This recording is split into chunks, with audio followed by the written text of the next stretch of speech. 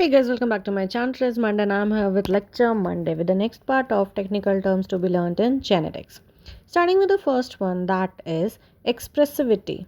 The degree of phenotypic expression of a gene in the different individual, it may be uniform or variable. तो basically आपके अंदर जो gene है, मान लीजिए आपके पास हाइट का जीन है, वो कितना एक्सप्रेस कर पा रहा है, ठीक है, इट यूनिफॉर्म है, वेरिएबल है, कैपिटल एच स्मॉल एच है तो मीडियम हाइट आएगा, डबल एच है तो वो कितना एक्सप्रेस कर पा रहा है, एक्सप्रेस कर पा रहा है मतलब दिख रहा है। मान लीजिए आपके पास हाइट का जीन है लेकिन वो आपको आपका हाइट फिनोटिपिकली आ ही नहीं रहा, आपका हाइट कम रह गया तो उसकी एक्सप्रेसिविटी कम है, लाइक दैट.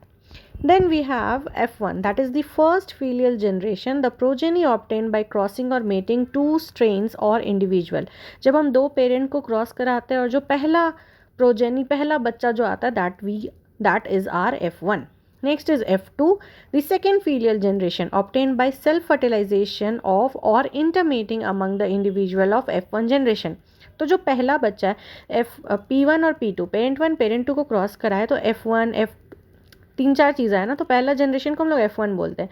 अब ये F1 जो होता है इसको आपस में सेल्फ करा ले, मीन्स F1 क्रॉस F1, तो उससे जो बच्चा प्रोजेनी आ रहा है दैट इज़ आवर F2. या फिर अमंग क्यों बोल रहे हैं, अगर हेट्रोजाइगस कंडीशन में पेरेंट्स है तो दो तीन तरह के जीनोटाइप आते हैं ना, तो उसमें ही among individuals.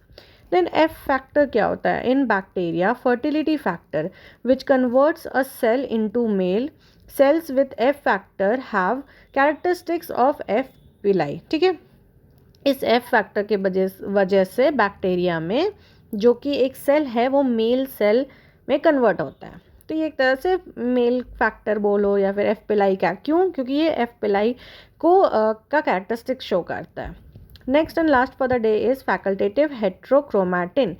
Heterochromatization of such sequences that are otherwise euchromatic, usually due to their location in the vicinity of constitutive heterochromatin. Facultative word से ही समझ में आता है कि कभी यूक्रोमैटिक हो जाता है, कभी सिचुएशन के हिसाब से या इन्वायरमेंट के हिसाब से वो हेट्रोक्रोमैटिन की तरह रिएक्ट करता है.